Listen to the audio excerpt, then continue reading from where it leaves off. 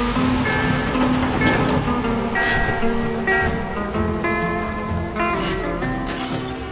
got a feeling gone.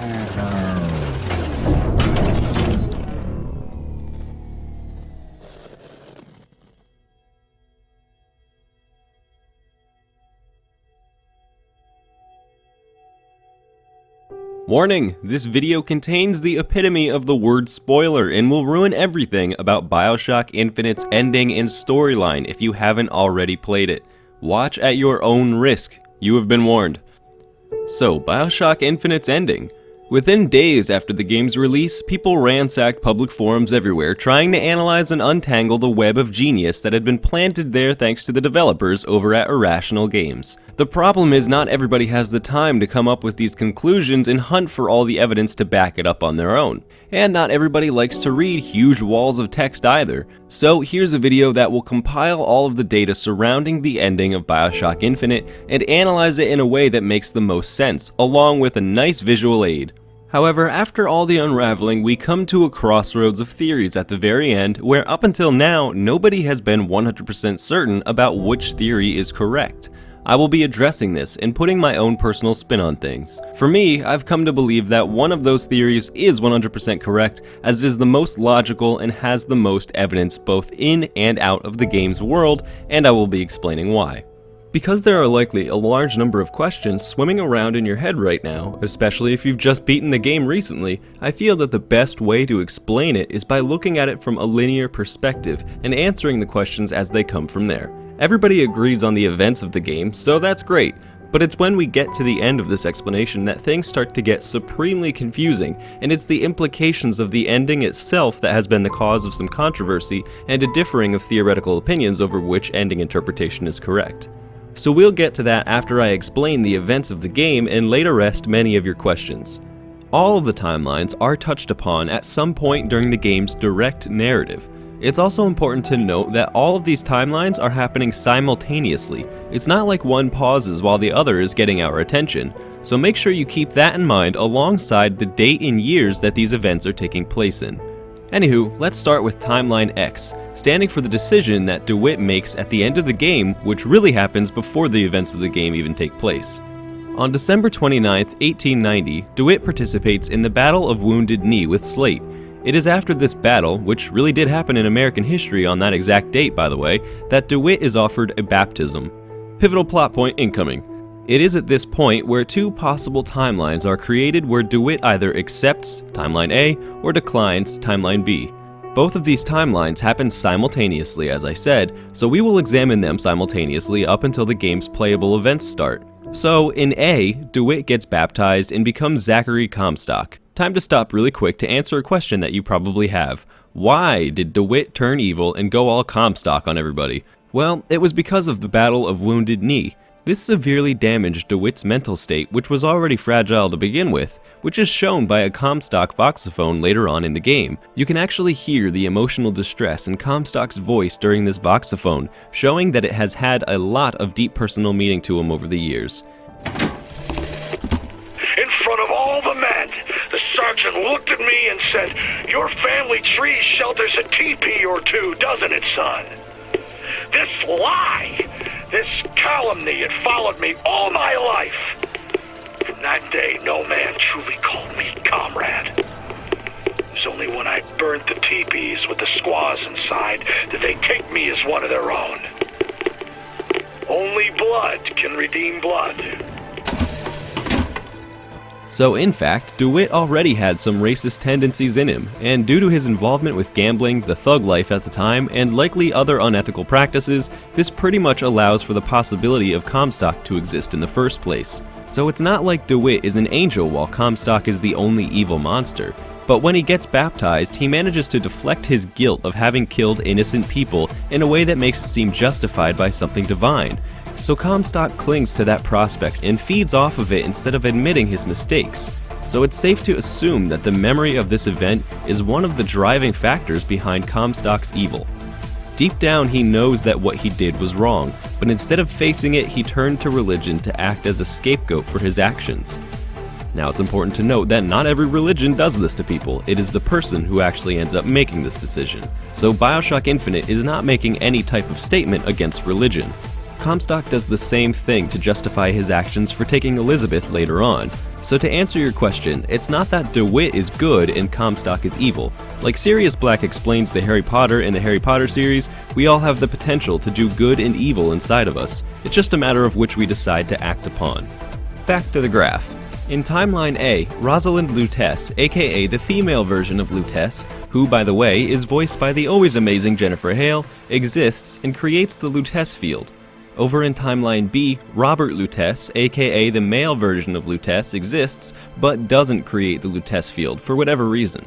Then, in 1893, Comstock goes on to create Columbia, founding it upon the technology of Rosalind Lutece. Meanwhile, our very own Booker DeWitt over in Timeline B is becoming a gambling addict and wasting his life away. So far, Comstock isn't looking so bad, right?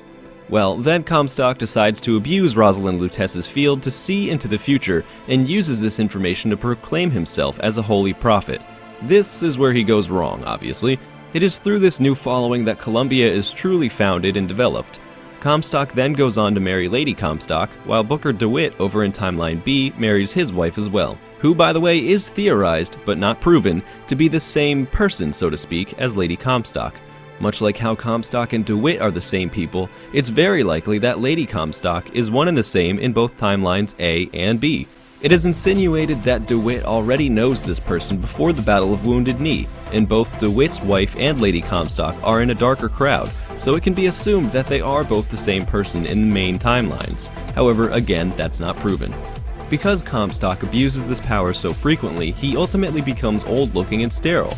In fact, Comstock and DeWitt are exactly the same age during the events of the game, despite how they look physically different. But clearly described in various voxophones found in the Lutece facility, Comstock just aged rapidly, grew tumors, and became sterile as the result of being around these Lutece fields for so long. Why didn't it have a similar effect on Rosalind or Robert is unknown, but perhaps it's simply because they weren't physically around their machine as frequently as Comstock was. He certainly would have had to directly interact with it on a regular basis in order to get all of the information needed to claim himself as a prophet, to foresee the destruction of New York, to foresee that DeWitt would be coming, etc. At any rate, DeWitt's wife over in Timeline B dies while giving birth to Anna while all of this is going on in Timeline A. Within the same short period of time, Rosalind Lutece begins to examine a particle through the Lutece field. Well, it just so happens that Robert Lutece is examining the exact same particle in Timeline B at the exact same time, which causes Rosalind to discover Timeline B and, subsequently, her brother, aka her alternate self, inside the possibility space. That's what that little purple thing is on the graph. Basically, the possibility space is something that exists outside of any timeline, but almost acts as a gateway between universes and timelines. It's something that transcends time, but it is still somehow a plane of existence shown at the end of the game, much like that one area in Chrono Trigger with that magical little monster who trains you. But at any rate, after Comstock sees the vision of New York being destroyed by his daughter, he tries to conceive one with Lady Comstock, which obviously doesn't work, so he gets very frustrated as shown by the voxophone found in the bank. The Archangel tells me that Columbia will only survive so long as my line sits the throne. Yet Lady Comstock produces no child. I have done what a man can do, yet there is no child. I've asked Lutece about the matter, but even she refuses to help. So what does he do? He decides to explore the same Timeline B that Rosalind Lutece just explored to see what his alternate self is up to. It's at this point that he realizes that his alternate self, aka Booker DeWitt, in Timeline B is quite sterile and has already had a daughter named Anna. Meanwhile, DeWitt begins to get harassed by his debtors pretty heavily, so by using the Lutece field, Comstock contacts Robert Lutece, a native of Timeline B, and gives him money to offer to a financially struggling DeWitt in exchange for his daughter. Down on his luck and still emotionally reeling from the recent death of his wife during the childbirth process, DeWitt agrees and sells Anna to Robert Lutece, who then takes her to Comstock, who then renames her Elizabeth. Honestly though, it wouldn't have mattered even if he refused, because as Elizabeth mentions at the end, Robert Lutece wasn't going to leave him alone until he agreed. And knowing the type of guy that Comstock is, he probably would have just hired somebody to steal Anna anyway had DeWitt in Timeline B refused. So Robert gets Anna and takes her to an alleyway where Comstock from Timeline A is waiting, DeWitt changes his mind and follows Robert to this meeting place, grabbing Comstock, causing Anna to lose part of her pinky due to the Lutece field closing up at the last second. This is one of the theories behind how Elizabeth gets her powers, because there were two parts of her in two different timelines simultaneously. Another theory is that the energy from the tear actually enters into her body through the open wound, granting her the ability to open tears. And the last theory that I personally believe is that the universe actually bestows Elizabeth with the ability to open tears as a last-ditch effort to prevent the paradox that we'll talk about later. The universe actually prevents a paradox very early in the game, so it can be assumed that it has a will and the ability to intervene at times according to the game's logic. Rosalind Lutece actually believes the first theory herself, however it would have been impossible for her to recognize the universe being semi-conscious due to her limited knowledge of everything to begin with. So despite what Rosalind believes, it is most likely because the universe is trying to end the age-old time travel paradox by giving Elizabeth the powers to understand and end the situation, which she does. Now, it's also possible that this universe carries out this plan by the use of one of the other two theories, so I guess they can all be correct at the same time in a weird way. To be honest though, it's not really worth the time to debate. We have more important things to worry about. But before I get to them, I need to continue. So in 1895, Lady Comstock in Timeline A doesn't know the true origin of the child, and even angrily accuses Rosalind of being the mother. So because she is becoming a liability, Comstock hires Fink to kill Lady Comstock and blames it on Daisy Fitzroy, essentially killing two birds with one stone, or so he thought. Meanwhile, Booker DeWitt back in Timeline B feels a huge sense of remorse, brands his name with the initials AD, standing for Anna DeWitt, and falls into an extremely long period of depression. To further his cover-up and tie up loose ends, Comstock then sabotages the Lutece machine found in their facility during the game, so it would send them into the possibility space discussed earlier, aka Timeline L. The Luteces, having been left with no choice, begin a wild series of experiments to see what they can do to get themselves free. Oddly enough, Rosalind doesn't seem to mind it at all, while Robert is the one pushing to escape the possibility space. It's important to pause here and consider how they are trapped. Technically speaking, the two of them can float and drift throughout all of the possibilities and timelines at their leisure.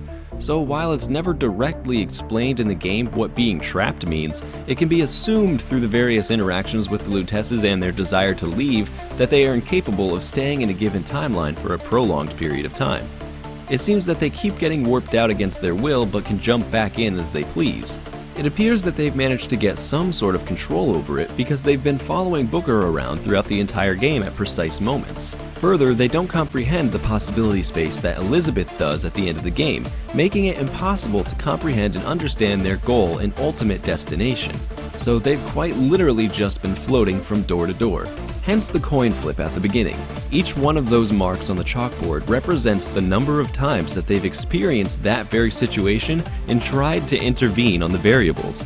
This is all one big attempt, or rather multiple attempts, by the Luteces to escape their fate. But because they lacked the power and omniscience of Elizabeth at the end of the game, they constantly failed to make a change. However, it's important to note that this coin flip scene is the biggest piece of evidence to show that the universe can produce constants out of things that are supposed to be variables. This is an extremely important piece of evidence later on, so remember it. But anyway, back to Timeline A. During this period of time, Anna is now renamed as Elizabeth and grows up in her tower, Monument Island, from day one. Comstock does this in order to keep her powers in check and to prevent her from being a normal girl. Being normal would taint her image as a religious figure, which is what he wanted her to be. He wanted the seed of the prophet to be as pure as humanly possible, which meant no socialization, no boyfriends, and especially no children. He wanted his plan of seeing his daughter lead the destruction of the world below to become a reality, and he saw everything as a liability. So he keeps her locked up her whole life and examines her, keeping her carefully watched over by the songbird. Which, by the way, in case you were wondering, it's assumed that Fink created the songbird using technology from the other universes and timelines, possibly even the Rapture universe using Big Daddy technology. But because there are an unlimited number of universes where advanced technologies could have existed, it could have come from any of them. The bottom line is that it's assumed that Fink made the songbird using stolen technology. And of course, while all this is going on, DeWitt over in Timeline B is still depressed. So, after a good 17 years of grieving, it's 1912, and DeWitt is contacted by Robert Lutece again, who in particular really wants to leave the possibility space. For some reason, he believes that getting Anna back to DeWitt will somehow change things, so he tells DeWitt that they know how to get his daughter back. After all these years of guilt, of course DeWitt agrees. The Luteces take DeWitt to the lighthouse seen at the beginning of the game, which then takes him to Columbia. But hold on, how did DeWitt get to Timeline A in the first place? This is never shown directly, but it can be assumed that the Luteces somehow sent him there prior to showing him the lighthouse. Some people mistakenly believe that the transporter that takes DeWitt to Columbia actually serves as a tear machine as well, but that's not the case because DeWitt doesn't remember the real reason he's going in the first place. The very first thing the game shows you is a quote from Robert Lutece. The mind of the subject will desperately struggle to create memories where none exist. In fact, they also make another mention of it at the very end of the game on the boat ride as well. Wipe away the death. He's starting to put his brain together. Wipe away. He's manufacturing new memories from his old ones. Wipe The brain adapts. I should know. Bring us a I've girl. lived it. Memory reformation is the brain's way of adapting to the change in timeline. This is a suggestion that right out of the gates, prior to the game's opening scene, DeWitt has just recently been transferred to Timeline A. The idea of having the game start on this boat ride to begin with is an implication to the idea that DeWitt is literally just now coming out of the tear jump. Further, it makes zero sense for this beginning sequence to take place in Timeline B, because there's no Columbia in Timeline B for the rocket to ascend to in the first place. To compound upon this even further, while the Luteces are bickering over their disagreement of whether trying to escape the possibility space was a good idea or not, Rosalind hands our DeWitt a mission briefing, and DeWitt opens and examines the items almost like he's seeing them for the first time. Further, the note on the door says, "Bring us the girl and wipe away the debt." If DeWitt had still been in Timeline B at this time, it's likely that he would have commented on the note being exactly the same as what was said to him before Anna was taken. Instead, he makes no mention of it. Finally, it's important to note that DeWitt would have recognized Robert Lutece as the man who took his daughter all those years ago if he had remembered the situation happening. They run into each other on more than one occasion throughout the game, yet he never makes a mention of that either.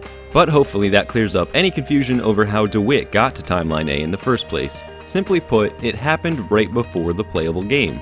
Fun fact, the man within the lighthouse who was found dead was just a hitman hired by Comstock to kill DeWitt before he reached Columbia, but was instead killed by the Luteces. You can actually see evidence of this when you look inside the Lutece facility. How Comstock didn't see that the Luteces would just kill this hitman is beyond me, but it's possible that he didn't bother to check. Or perhaps it's because the machine is broken thanks to Comstock sending the Luteces back into the possibility space, so maybe he wasn't even able to use it after that point. But let's get back to the main point at hand. So, at this point in time, all DeWitt knows is that he's been hired to find this girl named Elizabeth and bring her back to New York unharmed. Nobody really wants Elizabeth in New York, it's just their way of thinking that if DeWitt can bring Elizabeth back to the place where she used to live, then perhaps it'll somehow break their entrapment and prevent it from ever happening.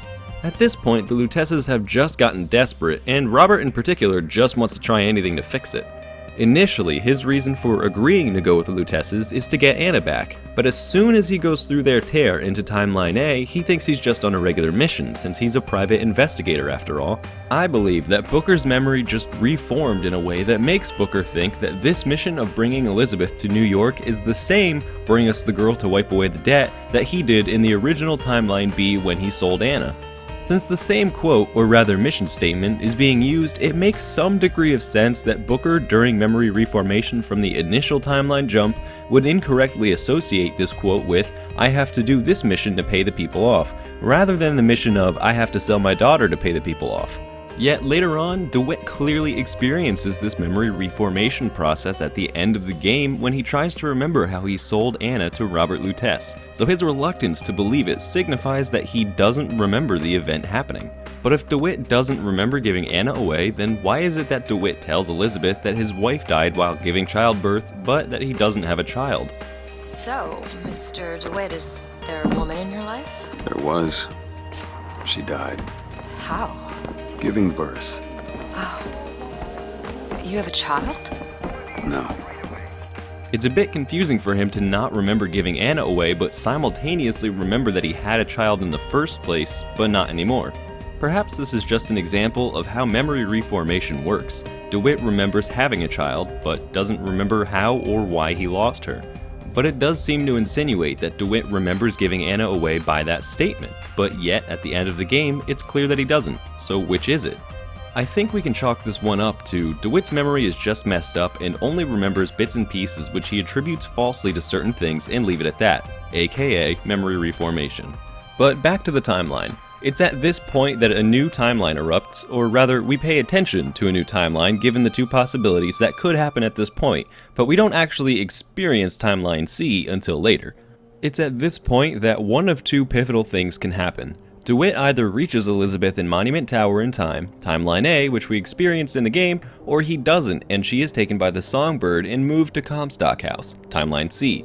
Then, in Timeline A, DeWitt and Elizabeth fight Slate's men and then you choose to either kill or spare Slate. Technically speaking, this choice actually opens up two new timelines, much like in Timeline X. However, because the events of those timelines would be unchanged aside from whether Slate is alive or dead, and because that doesn't have any real effect on the rest of the story, we're just going to pretend like both of those choices lead to a continuation of Timeline A. If you happen to be confused about what I just said, don't worry about it. The end result of the choice is the same on the main outcomes of the game, so Timeline A is sufficient in describing the events of either killing or sparing Slate.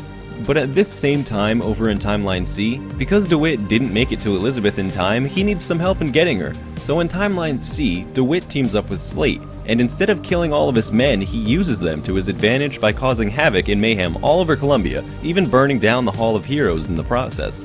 All of this extra manpower is very helpful, but because it's slightly wild in nature and DeWitt is just going along with Slate rather than Slate listening to DeWitt, they never actually make it to the Comstock House. Following this are the two primary differences between these timelines. In Timeline A, Chen Lin dies in prison, which as we all know means DeWitt can't get the weapons to the Vox, which means he and Elizabeth can't get their airship back, which means they can't get out of Columbia. Slightly problematic, no? But over in Timeline C, Chen Lin is alive, thanks to Slate and his men. It was easy to miss during the game, but the little projector in the torture section of the jail room after you jump to Timeline C explains that because there are so many men being imprisoned, Slate's men, who in Timeline A are all dead thanks to DeWitt and Elizabeth, that Chen Lin is allowed to leave, because at this point, the Columbia Force have bigger fish to fry with the terrorists of Slate and his men. Make sense? The other reason that Chen Lin is allowed to leave in this timeline is because in this timeline he actually has a white wife as opposed to a Chinese one, and as we all know, that means more power in the world of Columbia. Factor those two things together and that's enough to let Chen Lin leave in one piece, but with his tools remaining and locked up. Daisy Fitzroy. Come on, you piece of horseshit. Tell me about Daisy Clevernoob. What? Schofield says Clevernoob. Then bring me his tools to the lockup. Why? What are you, Columbia Gazette? The chief's wife got friends in high places. Come on, we need to settle. So the Lutesses introduced tear jumping at this point after tears themselves were introduced back in the Hall of Heroes, and then Liz takes herself and DeWitt through into Timeline C. This was a huge plot point in the game itself. In that short moment, everything went from slightly weird to alternate timeline theory, and it was extremely well done on Irrational Games' part, if I do say so myself. But alas, when they get to Timeline C, DeWitt and Elizabeth find out shortly that Chen Li's tools happen to be locked up and would be near impossible to move. But hey, guess what? Now there's another timeline we can jump to, Timeline D. In some ways, this timeline appears to be a continuation of Timeline C with some slight alterations. So in this timeline, Slate gets imprisoned after running amok in Columbia, which makes DeWitt go, "Okay, thanks, bye," and runs off to play with the Vox. Being the only able-bodied help that he needs to get what he wants, he basically becomes a Vox hero for setting them up for a revolution. You see, in this timeline, DeWitt was somehow able to prevent or even release Chen Li's tools from being locked up, resulting in weapons for the Vox. DeWitt leads the Vox Revolution alongside Daisy Fitzroy and gets himself killed in the process, causing him to be heralded as a martyr for the Vox to rally around. Shortly after is when our playable DeWitt and Elizabeth come jumping through into Timeline D, which causes a fun little interdimensional nosebleed for DeWitt. I'm curious to know how DeWitt was able to handle this transition, honestly, considering the fact that everybody else shown up to this point who has had an alternate timeline of themselves die simply don't appear to be recovering anytime soon, essentially being mindless husks trapped in a limbo of sorts. Perhaps it's yet another example of the universe's intervention, which we will see later on in the game, but hold that thought and remember it, because it definitely acts as supporting evidence that the universe is quite literally acting as a guiding hand for Elizabeth and DeWitt to succeed in their mission, so that the paradox created by the game's events can be suppressed and prevented. Anywho, after a very long series of events, literally hours later of playable game time, Elizabeth gets captured in this timeline by the Songbird and is then taken to Comstock House. This action alone immediately gives way to the possibility of Timeline E existing, even if it hadn't happened yet. The simple act of taking Elizabeth means that it is possible for us to have a game over timeline of sorts, where Comstock wins and Elizabeth lives the rest of her life being brainwashed and, for lack of a better word, indoctrinated, and ultimately leads an all-out assault on New York when she's old. So because this timeline has become a possibility, old Elizabeth from this timeline uses the last of her remaining strength and free will to summon DeWitt to her, in order to help him prevent this timeline from ever happening again. But remember, at this point in time, it will, because there's still a paradox going on.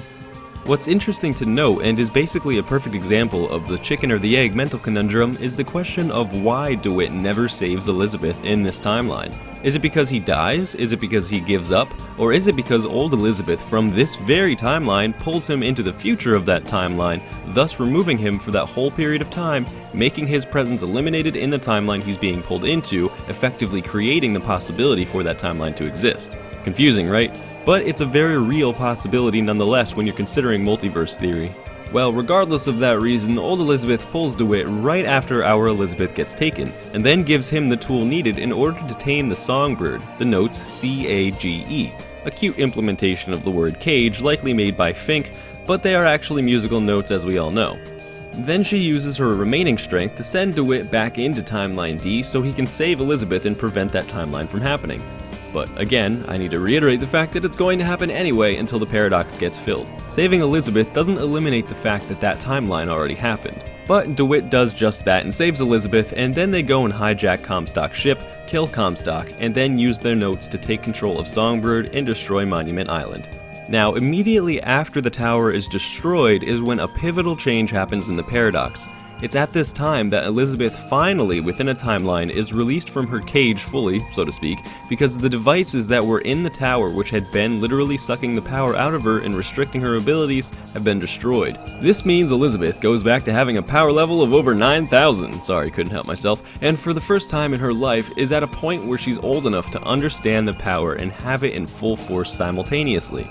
So this new change gives Elizabeth godlike abilities, with her being able to see all of the results of all the tears, their implications, and the endless options within the possibility space, but more importantly, the ability to simultaneously understand all of it. This is the fatal flaw of the natural human mind that has prevented the Lutesses from solving their own dilemma, and in fact, had Booker brought Elizabeth to New York like they wanted, they still would have been wrong. It was only when Elizabeth was freed and the previous deposits of her energy that had resided within the tower were destroyed that she could solve this multiverse paradox once and for all like the universe wants her to.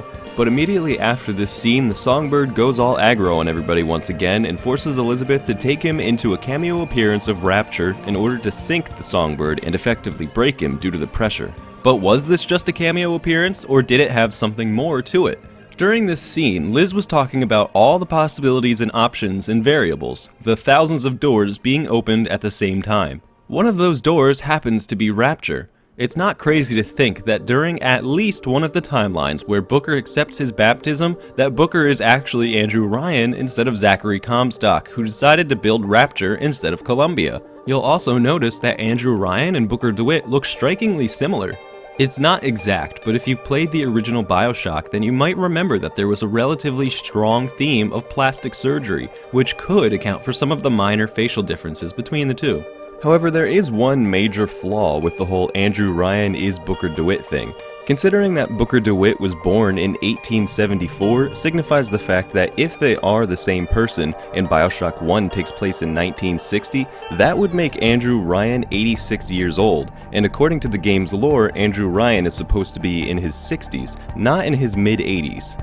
But again, the high theme of plastic surgery in Bioshock 1 could signify that this might still be possible. And who knows, maybe they just have some really good Rogaine over there or something. I don't know. Let's also not forget the possibility that this timeline could be created if Booker declines his baptism, since Rapture was a place meant to escape from government and religion, whereas Columbia is basically a religious cult. So it lends more credibility to the idea that perhaps Andrew Ryan is an alter ego of DeWitt who denies baptism rather than accepts it. Either one is possible. Again, the potential is already in him to do such evils. All the baptism did was unleash the Comstock within him. Perhaps denying it in other timelines unleashes the Andrew Ryan in him. If you'll remember, Andrew Ryan has his own version of mind control, i.e. would you kindly, as does Comstock. Comstock's version was used to control Elizabeth, whereas Andrew Ryan used a similar practice in Bioshock. You're welcome to believe whatever you want, but here's what I believe. That DeWitt and Ryan are merely equivalents rather than being one and the same. Because I believe that's what the game is trying to show you by bringing you to Rapture in the first place. Sure, it was done to escape the Songbird, but Rapture being chosen as the place to escape to is both a cameo and a driving plot point. It's one big example of Elizabeth's statement of always a man, always a city, always a lighthouse. Sure, it's fun to think that Ryan and Booker are the same person, and as I said, there's still a chance that it's true. However, that's not the point of this scene. The ending of Bioshock Infinite is showing you Rapture in an effort to illustrate a point that is synonymous with what Elizabeth is trying to explain. That every universe has constants, variables, things that are similar, things that are different, etc.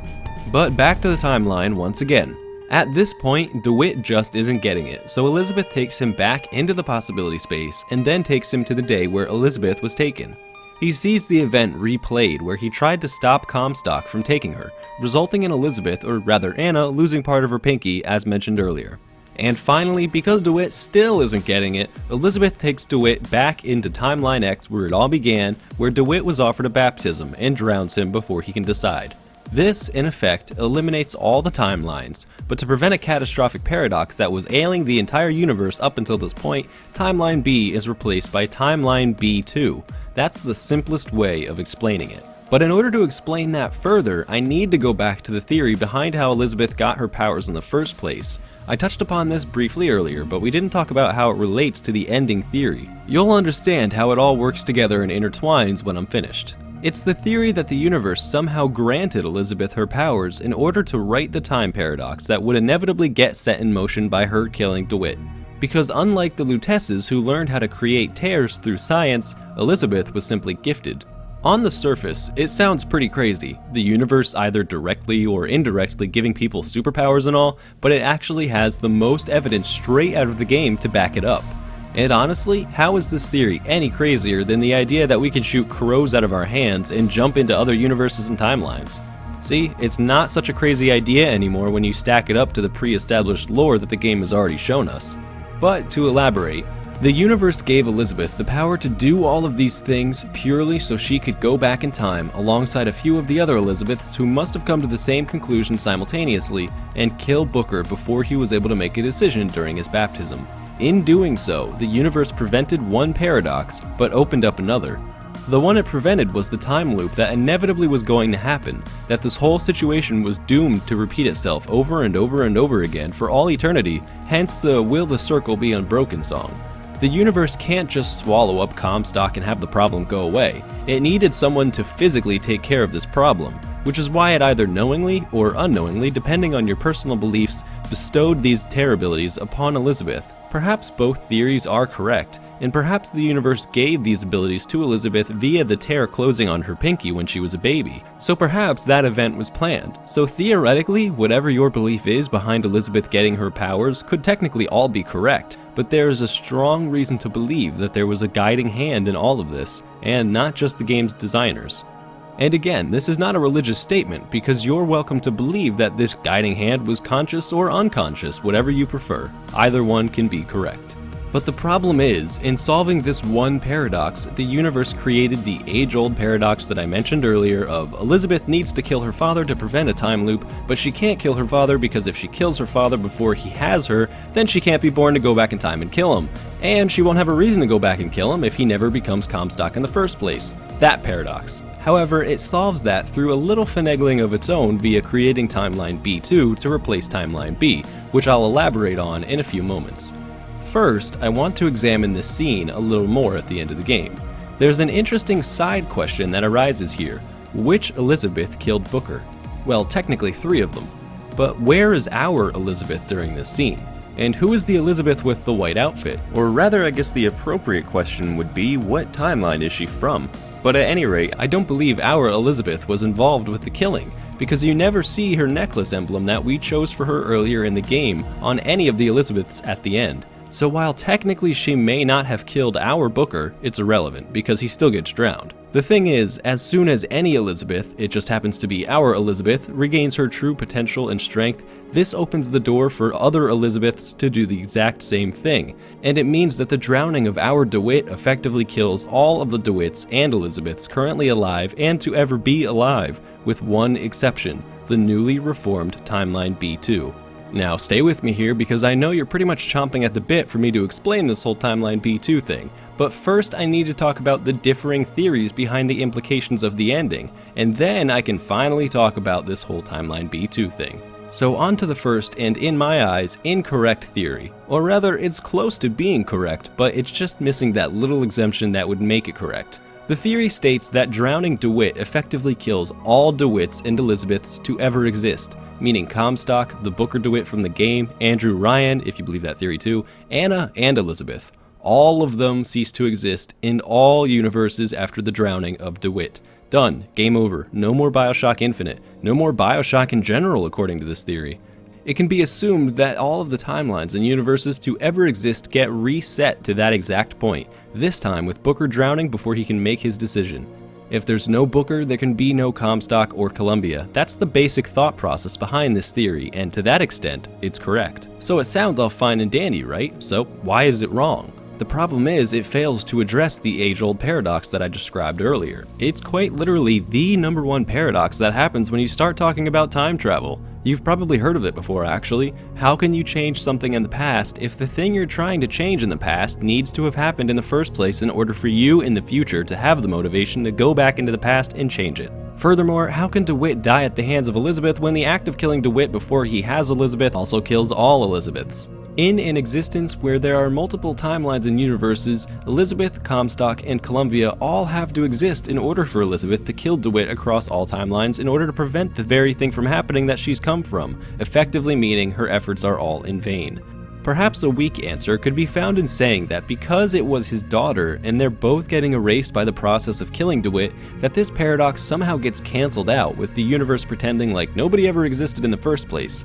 But I don't really buy into that idea. We can't simply stop there and say game over, everybody dies, because as I mentioned, that creates the paradox. So how can we fairly and logically avoid this paradox while ensuring that the reality of Columbia and Comstock never happen again? Why? By using the power of the universe, of course. Much like the first theory believes, the correct theory, and I use that term loosely because it's not proven, believes almost the same exact thing, that the act of drowning DeWitt eliminates all of the current timelines, universes, DeWitts, Elizabeths, Annas, Comstock, etc. They're all gone in this theory too. Everything we've talked about in this video and every timeline shown on our graph is gone, permanently, no mas. In fact, the game itself already proves this point of utter annihilation to be valid. You'll notice that the 3 Elizabeths drown DeWitt before he makes his choice, so if DeWitt gets drowned before he can even make his decision, then how can any DeWitt in any timeline after Timeline X exist? Timelines where he accepts and denies are all dead and gone. It's not like they waited until he chose to deny baptism that they drowned him. It happened before he made any decision. It's not like only the Comstock-related universes and people die and the Timeline B ones are totally fine. That wouldn't make any sense. But the key word to this theory, or rather branch of the same theory mentioned earlier, is current. That all the current timelines and current universes get destroyed. That doesn't say anything about future ones. The universe intervenes and solves the paradox problem by itself, either directly or indirectly, again, depending on your beliefs. Regardless of those beliefs, this is what it does. It sets up a modification of all forms of Timeline B, which we'll call Timeline B2 for the sake of ease. How does it do this? Well, that's anybody's guess, but it is the universe after all. But more importantly, there's evidence of this in the game happening before. The question isn't whether or not the universe is self-aware or if there's a god or anything like that, so please don't waste time arguing with each other over that. You're all entitled to your own beliefs, and nobody can say who is right in terms of what's going on in the game.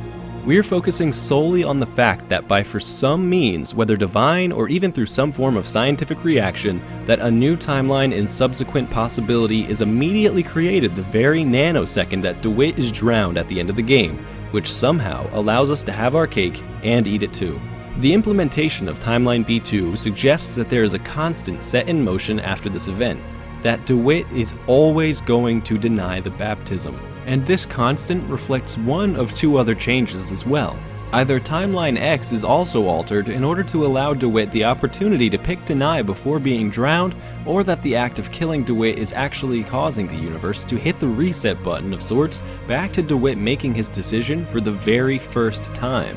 But this time around, the constant is implemented and DeWitt is always going to deny the baptism, allowing for Timeline B2 to exist. And this also coincides with the theory of the universe gave Elizabeth her powers, because it's showing yet another form of inherent checks and balances within the universe, which means if it can create a new timeline, surely it can bestow limited powers into people like Elizabeth when the situation calls for it. And in creating Timeline B2, Anna can have her powers removed and live a completely normal life, since it is a variable that is no longer needed. It's not guaranteed that Anna is going to lose her powers, it's just a possibility. But how does this solve the paradox? I never actually explained it. Well, simply put, because DeWitt and Anna still exist in at least one form. It all comes down to possibility. Think about it. DeWitt is Comstock, meaning that the potential to be Comstock is always going to exist within DeWitt. And so, in effect, by creating Timeline B2, Anna still exists so that the events that took place in the game that we played are still possible in theory. They'll just never happen. Remember what I said earlier, as quoted by Sirius Black, we all have the potential to do good and evil. The same situation still applies here. But the universe put in a little constant so that DeWitt will never pick to be baptized after the battle for Wounded Knee, so he's never going to become Comstock after that event. Never.